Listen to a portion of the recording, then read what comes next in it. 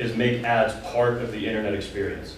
And then on top of that, we want to kind of expand YouTube's physical presence outside of the virtual world through promotional events and gatherings that we think could really boost YouTube's overall image and tap into its massive earning potential. So as Andrew said, our solution is content marketing. We broke this up into two sections, an analog presence, which Will is going to talk to you about, and then a self-created content. So I'd like to start by just talking about what we feel the future of advertising on YouTube is going to look like. And we're modeling the Red Bull business plan. So for those of you who aren't familiar with Red Bull as a brand, a product, an experience, or their YouTube content, here's a short clip to show that.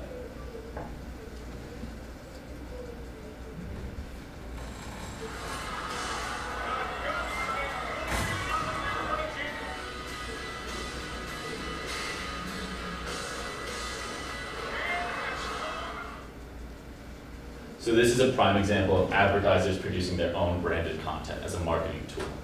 And this addresses several problems that YouTube has, which would greatly improve the form that they advertise with. So one is relevancy. Oftentimes ads are paired irrelevantly with the content. With pre-existing content, they don't know if it's going to reach the right viewers, if it's going to be matched with the right material. Another is ad pairing.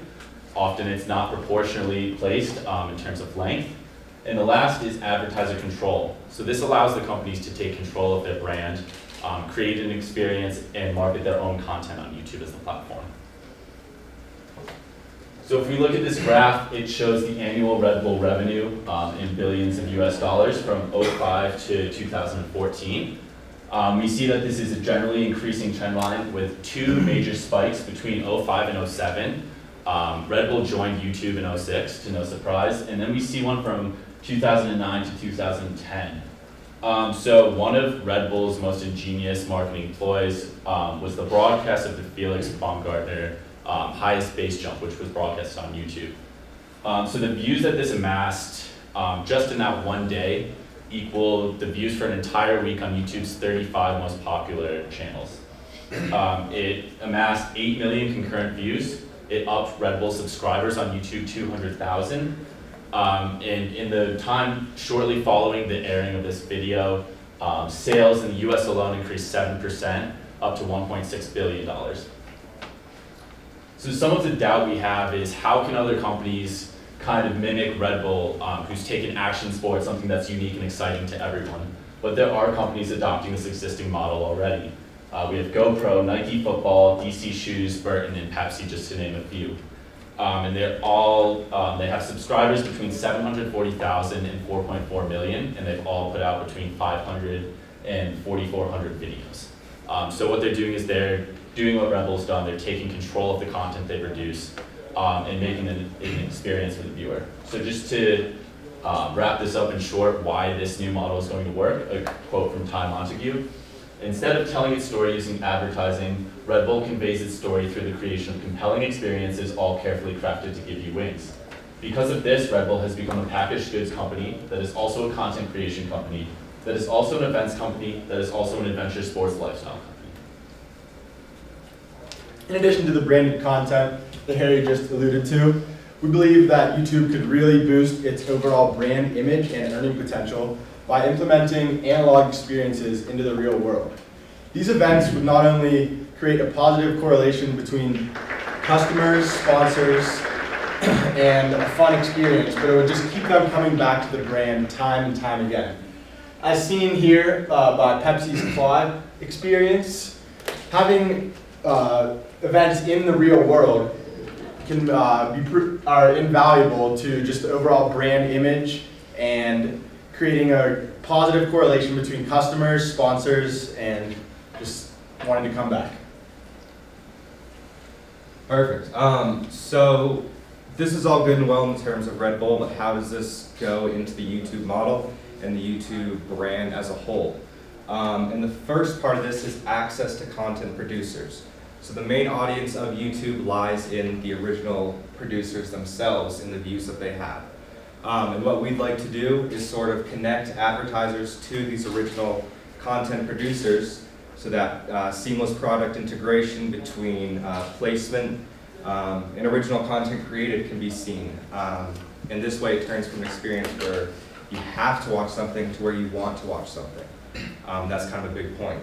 The second main thing is the use of company resources. And as you know, YouTube at this point allows producers with a certain number of subscribers to have access to space, to developmental tools. And what we want to do is continue that support and increase it so YouTube becomes the sort of middleman, takes out the third party as the agencies do, and provides that seamless integration so that all the parties are happy between the users and the advertisers.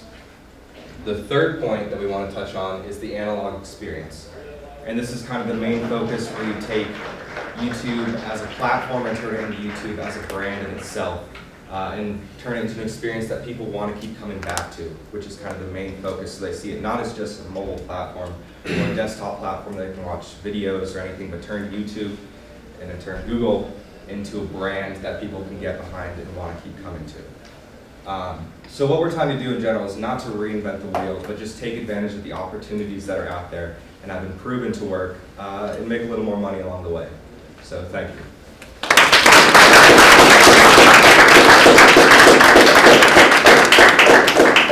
So Victoria, do you want to start with any questions? And if not, I've got a couple that I can jump in. Yeah. I did have a question. So this idea of bringing YouTube into the analog world, I have to say our marketing team tried this and failed a bit. So we had something called Comedy Week, we had something called the YouTube Music Awards, and we had an event called YouTube Live where they brought all the YouTube stars onto a stage. And even though YouTube Music Awards had Eminem and Lady Gaga and Arcade Fire, and we were in New York, there weren't a lot of returns for that. And actually what we ended up discovering was that if we did the whole thing online instead of doing it at a venue, that it felt like you got just as many or more viewers and that the cost was way lower. So I'm curious to hear what kinds of analog events do you think will work, or analog presence really? Well, we thought that by pairing with the advertisers themselves and the other brands, that we could kind of expand on this idea of content creation. So Red Bull used live action sports. We think Doritos could have a comedy hour, or Bud Light could show parties or social gatherings. And we think that having those analog experiences that are kind of tied in thematically with whoever the sponsors are could kind of maybe open up some new doors.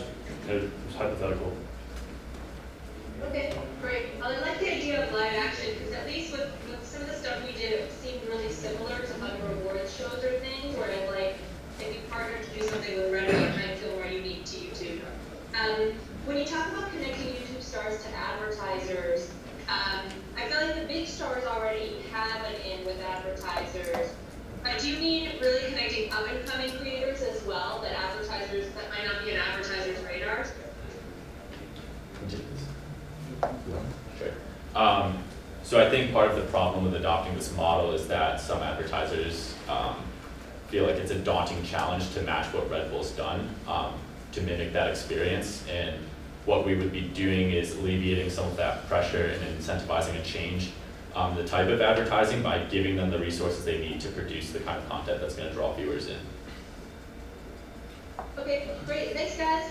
So my one and only question is, how do you guys, what's the vision for how this makes YouTube money? Aside from sort of the brand value of it, if you do content marketing and you've got Doritos sort of putting on its own comedy show and bringing audience in, how will YouTube ultimately realize revenue from that? Realizing revenue in terms of when they have that content, the whole idea of the ads are still there, so you're getting more views, on the ad themselves.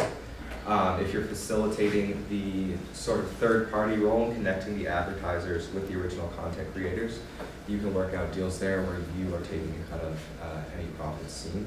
And in terms of the live events, by having the YouTube as having YouTube as a brand, as the creator of the event, having sponsorship deals by allowing brands to put their name on it as well in different parts and ways.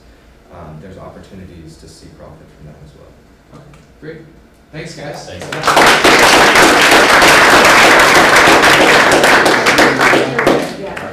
Awesome.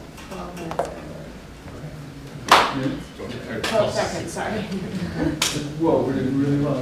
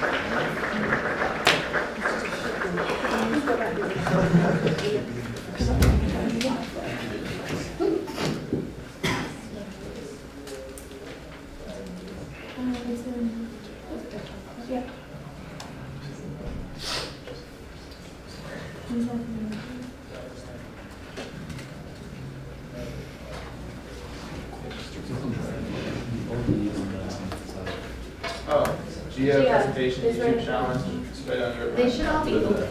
Yeah. Oh, they should be.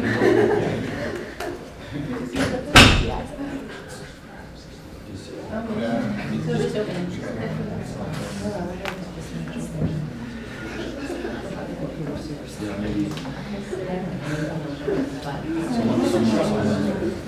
Someone else can do it. No,